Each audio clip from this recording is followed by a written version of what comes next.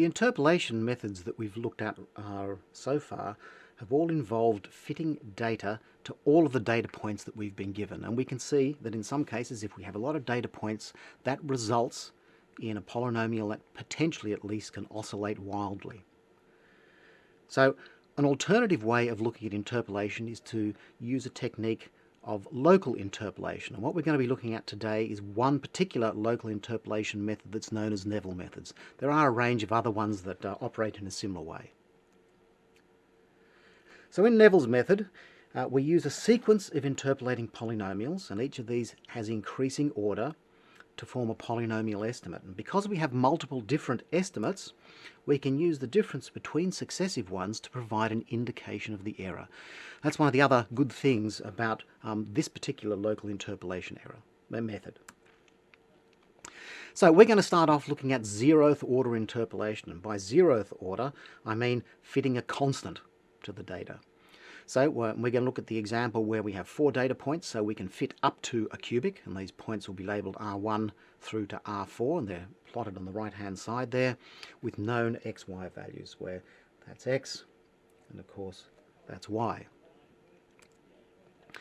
And what we're going to aim to do is we're going to try and estimate the value of the function that's represented by this data at a point xp. So we got xp and we want to know what yp is. So for each of these points we can define a constant polynomial, and that constant polynomial we're going to denote with pi of x, and that's simply going to be equal to yi. And so those are represented there by those straight green lines. They're functions of x, but they're constant functions. And there is one of those functions defined for each of the points. Now we can interpolate the value of our function at the point xp by using a zeroth order interpolation, in other words a constant. And we can choose therefore that the value of yp is equal to yi. And we can choose any of these y's. So for example, if we chose the polynomial p1, our value of yp would be there. If we chose the polynomial p4, the value of yp is there. So the value that we interpolate, of course, depends on the particular polynomial that we choose, and of course that's kind of obvious. In this particular example here, what makes most sense? Which polynomial would you choose? Well, in the example at right, you'd choose y2, the polynomial p2, which is equal to y2 because it's the closest point to our data point xp. So this is the value that we would most likely interpolate. Okay, so that's zeroth order interpolation. We know that that's going to be pretty terrible. Let's move on to first order interpolation, in other words, fitting straight lines. So we can fit a straight line between each pair of points. And we're going to call each one of these lines, give them a name, pi minus 1i. So we could draw a straight line between each pair of points. So p12 is the line that goes between point 1 and point 2. P23 goes between the point R2 and R3, and P34 goes between the points 3 and 4. So each of these functions is a function of x and it's a straight line. Now what we're going to do is we're going to choose a parameter alpha. And what we're going to try and do is we're going to write each one of these polynomials, for example P12, as some kind of function of the constant polynomial. So remember, the constant polynomial here was P1, the constant polynomial there was P2. We want to try and find a way of writing P12 as a function of the polynomials we've already found, P1 and P2.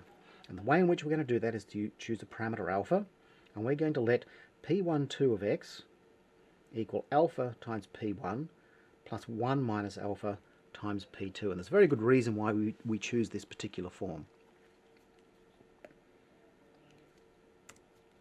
Now, it turns out that at the point x1, in other words this point R1 here, we want P12 to be equal to P1 of x1. Okay, that means alpha must be 1 at x1, so alpha has to be equal to 1 across here. At the point x2, which is this point down here, alpha has to be 0, because we want, at this point here, that P12 of x2 should be equal to P2 of x2. So therefore alpha has to be 0. The way in which we choose this function alpha is, well, let's let it be a linear function of x, which goes from alpha is equal to 1 here to alpha is equal to 0 there. And the functional form of that is alpha equals x minus x2 divided by x1 minus x2. So clearly, if x is equal to x1, this gives alpha is equal to 1. If x is equal to x2, this gives alpha is equal to 0. That's exactly what we want. So, we've already said that we want our P12 to be equal to alpha P1 plus 1 minus alpha P2. If we just plug in this expression for alpha in here, we end up with P12 is equal to y times x minus x2 divided by x1 minus x2 plus y2, x minus x1 divided by x2 minus x1. We've all seen this particular polynomial before. It's actually the linear Lagrange polynomial for P12. So this process of calculating a new polynomial based on a previous order polynomials gives us a Lagrange polynomial. Now, in this particular example on the right-hand side here, we could use any one of those p's. Which one makes most sense? Well, in this particular case, you'd think that P23 makes most sense because the point xp lies between x2 and x3.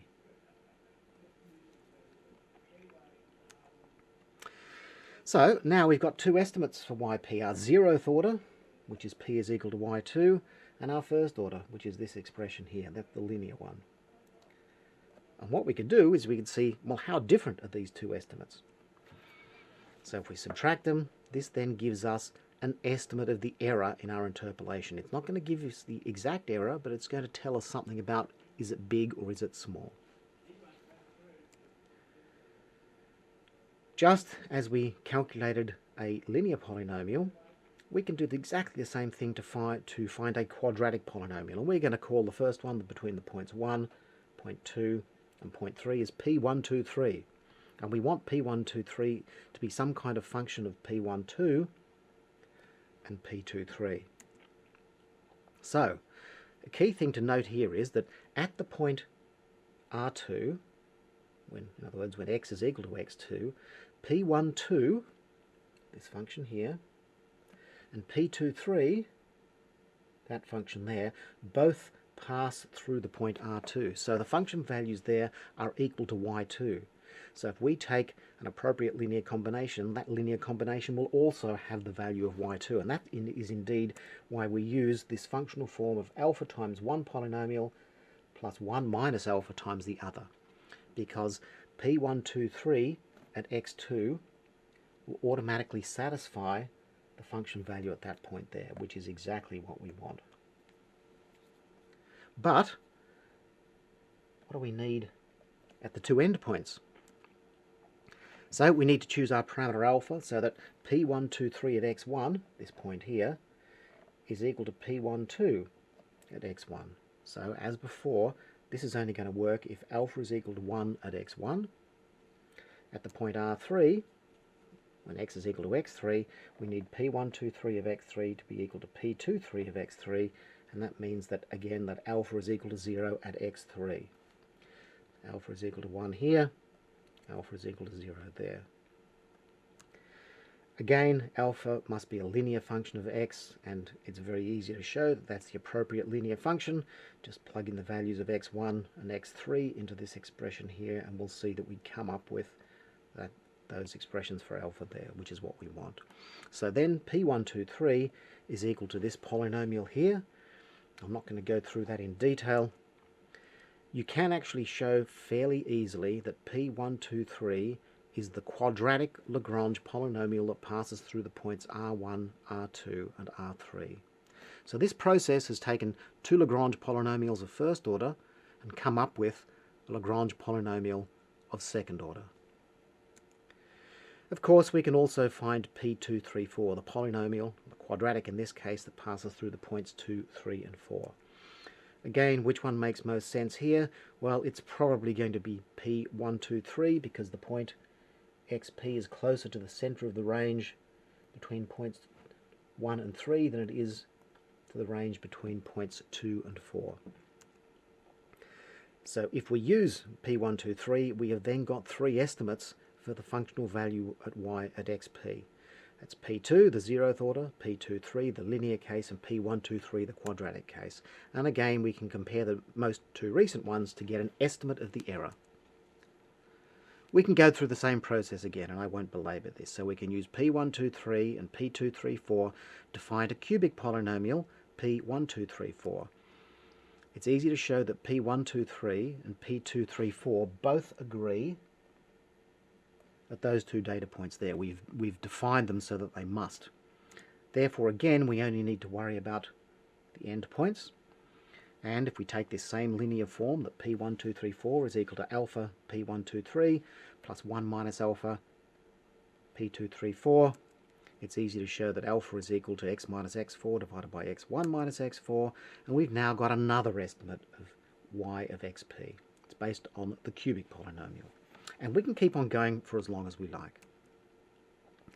So Neville's method is basically you're doing something recursively. So you might start off with a central point, x2, calculate the zeroth order polynomial there, because that's the closest point to our data point. We then say, well, okay, which of the neighbours that we want to have a look at? Well, it probably makes most sense to look at our neighbour, point 3. So we calculate the zeroth order. We combine those two things to get the linear order. If we now go up to quadratic, we then need to include the point R1. So we need to go all the way back to the beginning and calculate the value at x1, use those two zeroth order to calculate the linear one here, and then use those two to calculate the quadratic. Then if we wanted to go to a higher order, we go down this path here and eventually use those. So Neville's algorithm is based on a recursion relationship between the daughter polynomial and the two parents. And we can write it in the general kind of form as something that looks like this, where the x minus xii plus m divided by xi minus xi plus m is equal to our alpha, those two things divided, and that those two things divided are equal to 1 minus alpha. This process works because the parents already agree at all of the internal points, and we're only trying to add some extra conditions to make sure that they satisfy our data values at the two endpoints. So, the key to all of this is that the local interpolation, first of all, it keeps track of the error. It will avoid oscillations that are inherent in higher order polynomial interpolation, provided we don't go to too high an order, and it'll usually be more efficient. Now, if we were to use Neville's method and go to higher and higher orders, 7th, 8th, 9th, 10th order, for example, what we would find is that at some point, the error that we estimate starts to get larger. And this will be because our polynomial has started to oscillate. So Neville's method, in actual fact, you can locate the order at which this starts to happen by looking at the error, and as soon as the error starts getting bigger, you know that you're not going to do any better. Typically, though, you probably wouldn't want to go much above 4th order for these kinds of methods. So the summary of our polynomial interpolation to date.